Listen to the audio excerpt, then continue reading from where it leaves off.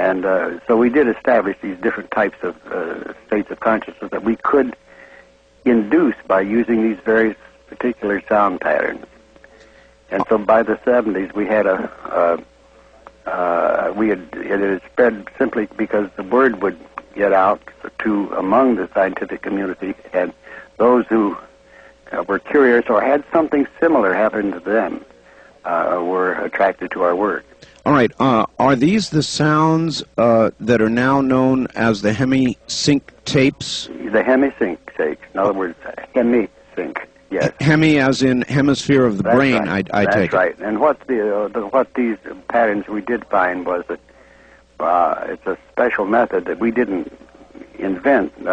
What's called a binaural beat, but we did indeed use that as a system of a means of getting these low frequency vibrational patterns into the brain. In other words, a binaural beat. Yes. It puts say 100 hertz signal in one ear, which you can hear, and a 104 hertz signal in the other ear, and the brain has to synthesize that 4 hertz differential. That's what a binaural beat is. So you end up with a 4 hertz that the brain itself hears? The brain itself has to synthesize that by that synchronization of the hemispheres, because one signal is in one ear and the other signal is in the opposite ear, and the net differential. Yes. And I said we didn't invent that. It's just the actual waveforms are the ones that we put together. Okay, then is it the 4 hertz signal that the brain hears that actually enables or assists in attaining the state you're talking about? Yeah, it's a combination. We now use multiple combinations thereof, but that's how we first began, by getting these very simple combination patterns going.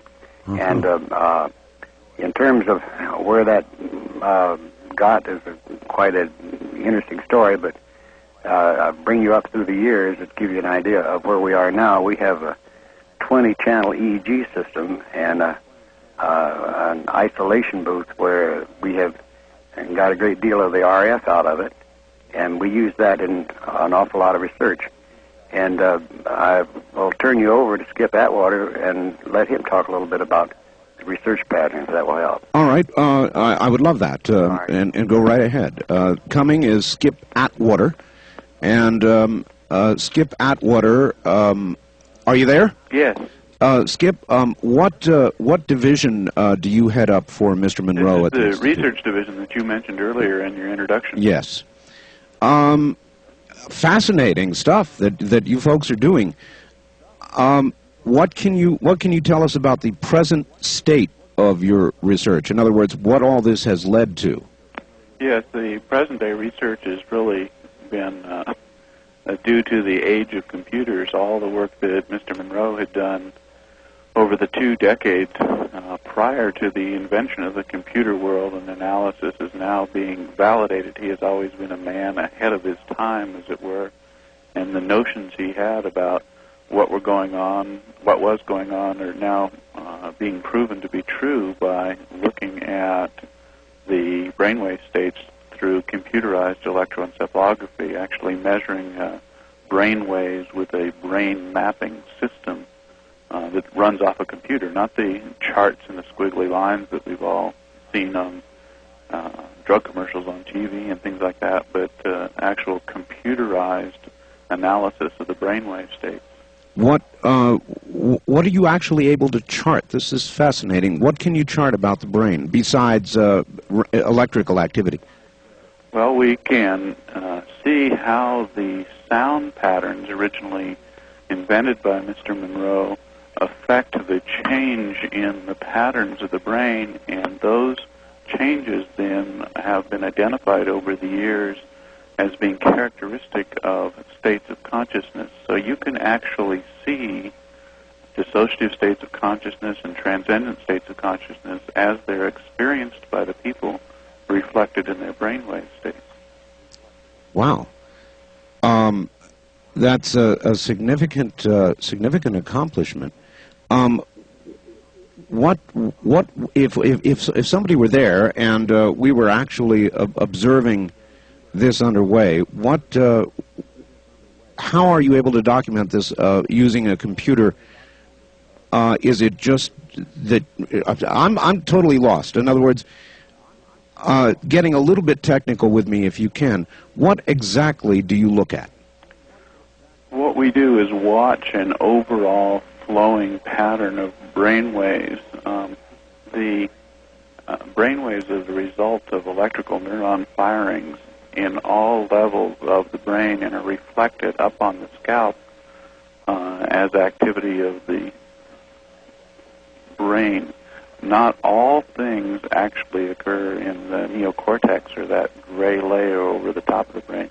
The brain is active electrically in regions down deep inside. So what you see as the pattern and activity on the top of the scalp where we put our electrodes is a result of all that activity in the brain. So it actually takes the computer to figure out all that information. Right. But that is, in essence, what an EEG does as well, is it not? In what way does the point you've come to differ from an EEG?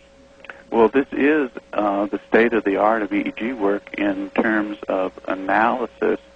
It's not just the squiggly line graphs. You can take and make a map of activity, a color topographic map, like you might see a weather map of the United States as the clouds pass over it and the weather fronts pass over it. You can see that same type of information passing over the scalp and over the surface of the brain. And by analyzing those changing patterns based on known concepts of brain activity, you can see the states of consciousness change as people move through them in response to the hemisync system. All right. When somebody achieves this state and is in fact traveling as Mr. Monroe has, what changes do you document? People usually start out with what we call the alpha state, where in the back of the head there is high amplitude alpha as they're just laying there resting before moving into this state. That pattern changes as they move into what the sleep researchers call stage 4 sleep, and what the consciousness researchers would call a dissociative state of consciousness, or dissociating from the physical awareness of the body.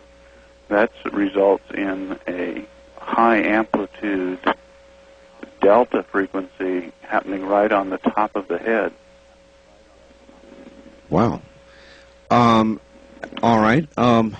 That's quite incredible. And so where do you go from here in your research as you're going to, I'm sure, continue to try to document this? What is ahead for the Institute?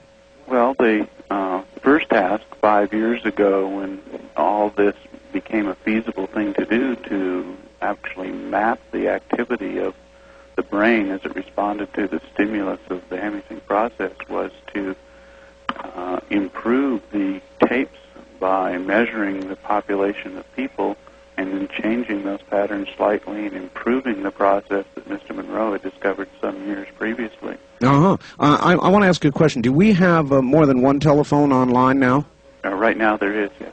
Yes. Could we, I'm sorry to ask, but would it be possible to have just one phone at a time online? It's reducing the audio too far. All right, hold on, and I'll get off.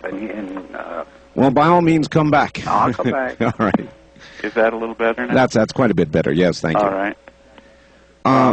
The situation has kind of progressed from there, and now we are able to record the brain waves of people who have specific talents like Mr. Monroe's for traveling out of his body.